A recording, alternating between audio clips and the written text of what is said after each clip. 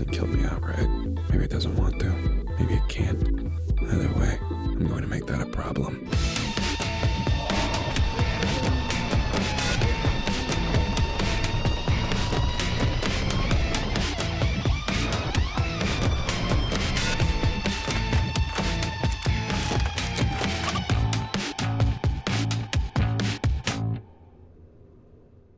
Hello, everyone, and welcome to the latest installment of the Indie Initiative from Insider Gaming. I'm your host, as always, Mike Straw, here to talk about a game that I have been super excited about for a long time, and I'm beyond thrilled to have this opportunity. I am talking about El Paso Elsewhere, and joining me is the studio head from developer Strange Scaffold, Xalavier Nelson Jr.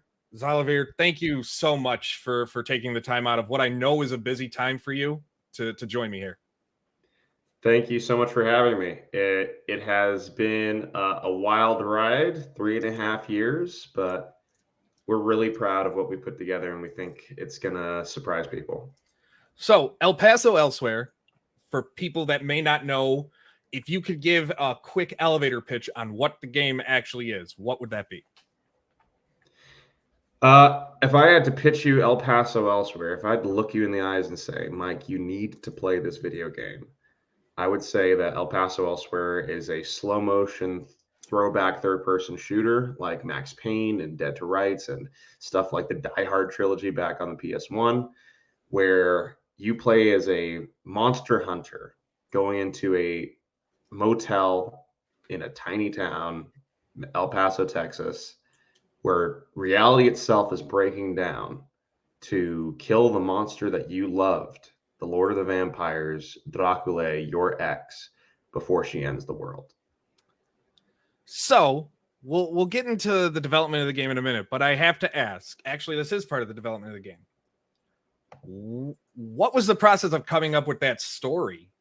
Because obviously indie games, the market is flooded, right? And you have to stand out. And when I first saw the trailer months ago, when I first started hearing about the game, and then I learned the story, it kind of just made me go, it piqued my interest, I think, which really got me excited because of the idea of like, yeah, you're a monster hunter. You're only in this motel that keeps changing around you. Levels keep being added. And then you find out you're hunting an ex, a bitter ex, I guess is my way of putting it. You can correct me if I'm wrong, but how did that story come about when you were creating this? So there's a couple layers to it. I'd say one of the big ones was my mom insists that every story needs a love story component, that it needs to have that emotional connection piece. And there were quite a few years before the development of El Paso Elsewhere where I was like, nah, that's not the case.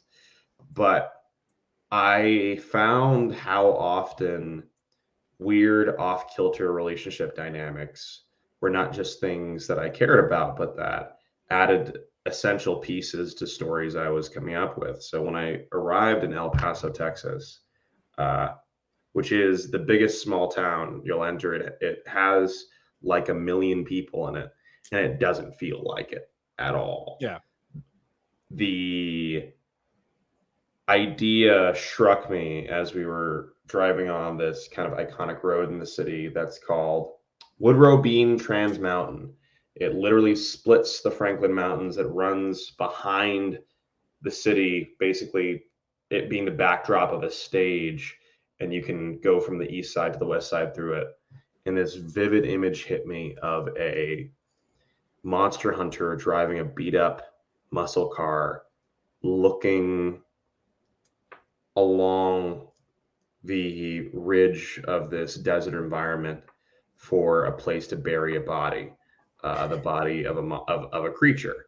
And I was like, I gotta tell this guy's story. I don't know who he is or what that means, but I know this guy and I need to tell people about him.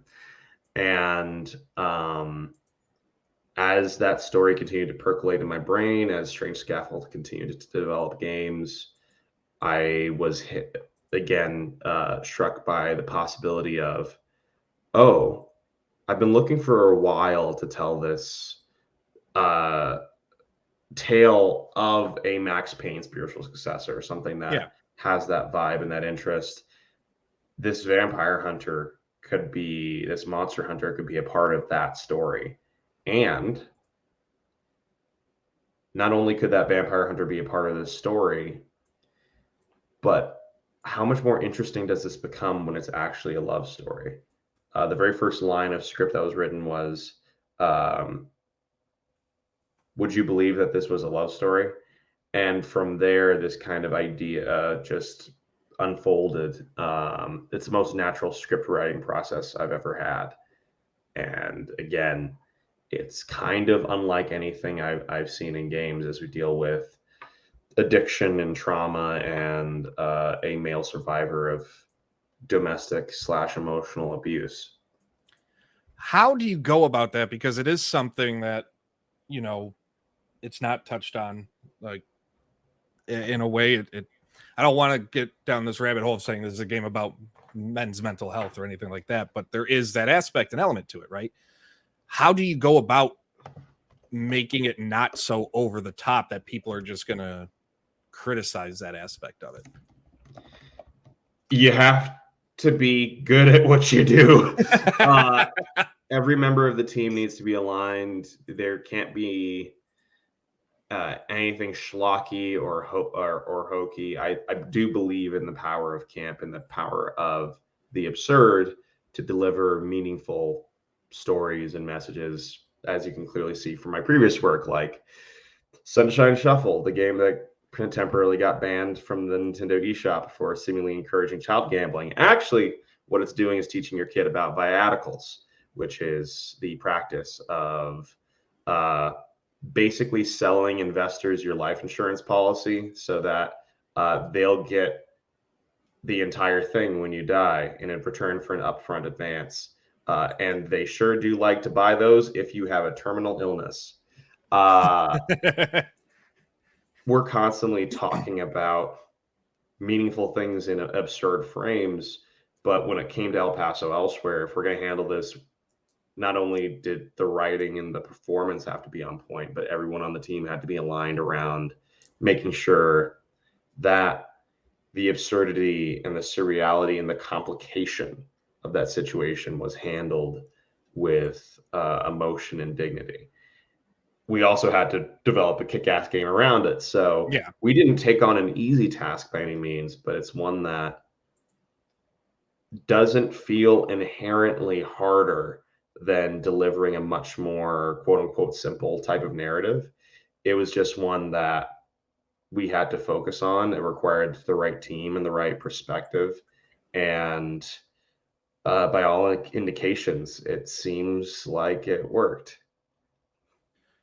What has been, when you look at the game and you were going through the process, you said it's that throwback, that successor to the games like Mad Max, and how did that come about, making that style, that design choice and that gameplay style, that third person noir like title that stands out in the way it does? What went into that process of designing? I mean, quite simply, we looked around and I realized that this story wasn't happening. This type of game wasn't being brought back. We were getting the boomer shooter, and I was stoked about that. We've been getting all sorts of throwback revivals like Metroidvanias and PS1 survival games, but that very specific early PS2 era action game where there's no XP bars, there's no long-term engagement loops and microtransactions. It is all focused on the pure joy of shooting things in a video game and telling you a entertaining story along the way. I saw how we weren't getting anything like that. And in a way, it kind of reflects the priorities of video games, because right now we are seeing these really impressive things come from indie and AA and AAA. But all of those types of games, what they're commonly doing is looking at these genres and saying, okay, but how do we upgrade them? How do we make sure that you can get 50 hours out of this experience, or make it a platform for delivery of future content. And those things are all well and good as a development philosophy and approach, but it's not a one size fits all ideal by any means. And in our case, I looked at this form of game and said, this doesn't become better if it's a roguelike.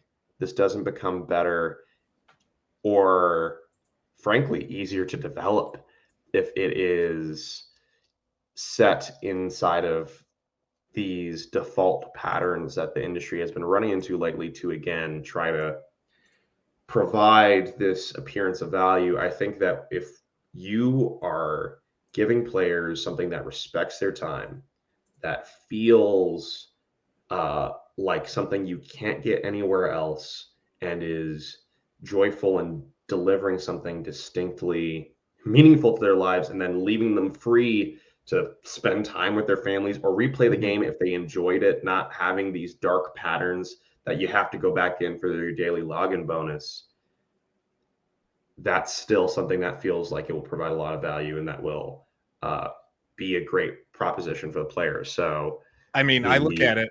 I don't mean to interrupt. When I hear that, like not having to go back in for your daily, like games in a way, and I think it's safe to admit, in a way, have become a grind for people, because it does become like you have to log in daily, you have to do this, that.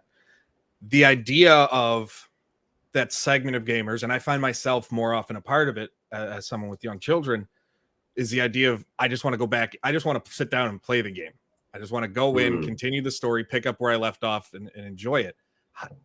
Was that, how high on the list was that when it came to like this, the check boxes that the game needs to achieve? I love the way you expressed that, because that is what Strange Scaffold does. We make games that you come back to because you want to, not because you have to. And I've heard stories about people even playing our longer games like 6, 7, 8, 9, 10 times in a row. And it's like, yeah, we that was something we used to do. So returning to your earlier question, XP bars and all sorts of other game dev patterns are well and good, but players deserve to have a broad range of experiences and a broad range of things that offer them different ways of using their time. I've had entire evenings go by where I was just logging into games that I enjoyed and loved, and I think provide a lot of value to my life. But then I realized, all I did was check off boxes. I haven't actually played anything. Yeah. So I noticed that this type of experience was becoming more rare, and that no one was bringing back that classic early third-person shooter. And in the process of developing it, I kind of figured out why. So we did it. And every year, the development team can attest, the people we've worked with on PR and so on and so forth can attest, I was terrified that Devolver or someone was just a week away from announcing their own take on this, and it would blow us out of the water. It's always something you have to worry about, yeah. But as we've developed this game, if anything, the industry as a whole has continued to kind of move away from both these values, and from seeing the value in a game where you just play something that feels good and get a really powerful story. And we're excited to bring it back. How, I mean, this might go without saying, but how confident are you that El Paso Elsewhere could be that game that really shows people what they've been missing, or helps them find that itch again for these types of games? Oh boy. That answer depends on the fucking hour right now. I think that you cannot detach the game that you've delivered from the process used to make it. And I believe really strongly in our processes. Strange Scaffold's motto is better, faster, cheaper, and healthier. We chose specific priorities, specific values, always asking how do we deliver better value to the player and a stronger experience, and also what makes sense for the vision of this game and for the team, not just what you've seen before in, say, Max Payne. So I'm really confident in the game that we've delivered, but the idea of what it will do in the market, or what it can achieve on a wider cultural level, that's up to God and a big old dice roll. But I got a I'm at D20 least right here. You glad. want me to roll it? Let's see. I would love that. If it gets anything below like an 18, don't tell me. All right, let's. Okay, I won't tell you. Gosh, okay. It's So it's a 13. oh, you told me, and it's 13. I mean, 13's it's- bad. It's still good. I think it's good. I mean, depending on your ability score, it might work. But yeah, that's where I'm at. I think that the game is good, but I have no confidence in anything outside of Outside the of what you whims can of control. chance. Outside of just us, we know we did our job, and everything from here is a matter of seeing what happens next. So to really make the game stand out, I mean, one of the things that I like, and some people are 50-50 on whether they like it or not, the art style really throws back to those late PS1, early PS2 visuals. It still has that modern look with the lighting and the aesthetics and like the sound, but the character art style really stands out into that old school type of way. What was the decision process like in deciding that's what you wanted it to look like? It was kind of exactly what you said. We've got, going back to process defines the project that you make. When you change the fidelity of your game, whether you're going for what we did, which was early PS2, or you're going for PS1, or you're going for something that's stylized like a comic book, we've got a lot of these cell shaded, more low poly, but like a very high detailed graphic novel inspired games coming around now. And these are all amazing art styles with great art direction, especially in the hands of the right team.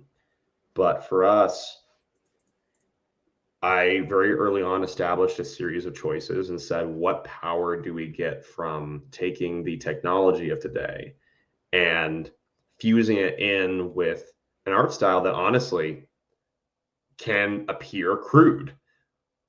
When you've got these people with dithered shadows painted on their faces already, where their mouths don't move, what does that allow you to do in terms of your storytelling, in terms of your gameplay, in terms of things that you offer the player? Because all of those things do have an effect. So yeah, we chose that art style very deliberately, and we shoved it actually into the HDRP pipeline of Unity, which is supposed to be used for film VFX and for super high fidelity games. It was their answer to a lot of the stuff that Unreal is doing. And we said, what if that was used for like game models that are like 250 polys? That answering that question in that absurdist, intentional way is what Strange Scaffold does, and it has produced something that doesn't look like anything else out there. Is it occasionally a nightmare to work on? Yes. I'm never making a game that has a character with a long duster style coat ever again. When you're playing the game, our character, you don't see that and you don't notice it. His physical back has been deleted, as well as several pieces of his body and geometry, so that they wouldn't clip through the coat at certain angles during dives and things like that. It's because we have like actual physics happening on the coat and everything else. There's a reason games don't typically do clothing like that and render it all physically. That's not something we're ever doing again. But again, choosing that process means that we get something really special, and that coat gets to look really properly badass as you get towards the end of this tale, and it is ripped to fucking shreds, and just like the main character, it keeps going. So the game is coming out September 26th. We're recording this a couple weeks prior to launch. It's coming for PC and Xbox. What went into the process of the platforms? Because I know people are going to watch this and they're going to ask, is it coming to PlayStation will be the number one? Is it coming to anywhere else? How did you decide? Was there any issues in getting it to other platforms, or were these just the best options for you at this time? So it's not coming to Switch because despite looking more simple, this game is on a next-gen render pipeline. So without serious changes, without a whole bunch of work and expense, we would melt a Switch. So that's something that we are happens, open to. Yeah. I would love to investigate, especially if it does really well. But for right now, Switch isn't in the cards. As far as PlayStation goes, we love the folks over at PlayStation and Sony, but Xbox and coming to Xbox first, a lot of our games have arrived there. We've got a consistent group of people who we reach there. We're part of the developer acceleration program over at Xbox. So we received support in making this game, which is currently right now in development. Any little bit helps, and that type of belief in our project offered a really good opportunity to say, you know what, instead of hitting all platforms at launch and potentially having to remove features or adjust the way we work in order to try to hit a launch date and hit it well, we can put all of our focus into one console at launch, one PC platform, and expand from there based off of how much people want it and really see the experience being exceptional. So we love all the platforms. Some platforms don't fit for the game.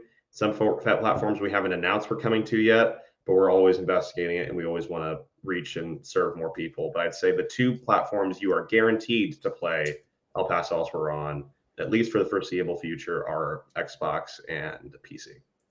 Here's the question then, for being on PC, being on Steam, will it be Steam Deck playable? It's Steam Deck playable, and it actually plays really smoothly. Perfect. I know these are the questions I get every single time, and when I post them, I'm like, I should have asked. So I just get them out of the way. And some people go, why are you asking me this? Like, it's simple, obvious question. For me, it's like, you'd think. As we wrap this up, we'll talk about the game, the story, the gameplay itself, because I do want people to know what they're going to get when they boot up, if they decide to check out El Paso elsewhere, which they should personally, but I'm kind of biased towards this game from everything. When they're playing, they're running through these levels, they're getting through the motel, trying to get to the elevator, trying to escape, go through the void. What is the gameplay feature that you're most proud of people to experience?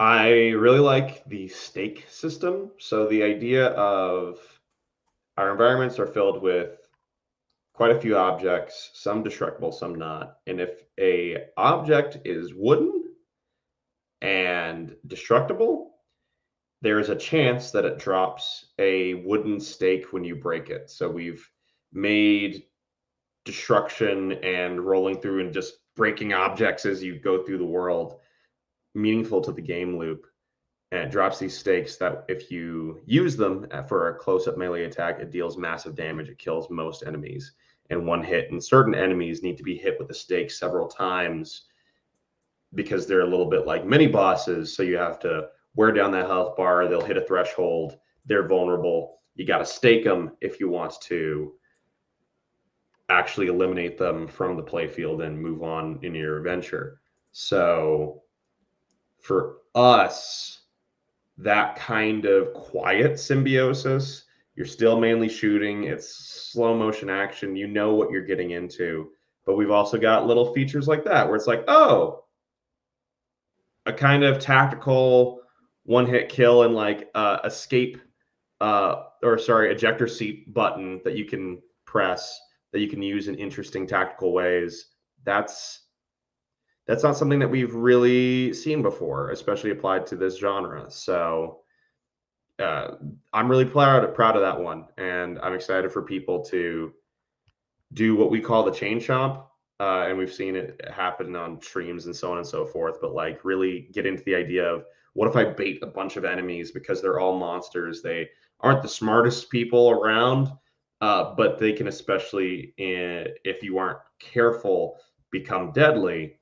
If I bait them to follow me in this big line, and then I get into a corner and manage to mow through a bunch of them with a series of stakes that I've been gathering throughout the level, there's just some cool stuff you could do with this game. And I'm really excited how stakes play a part in that.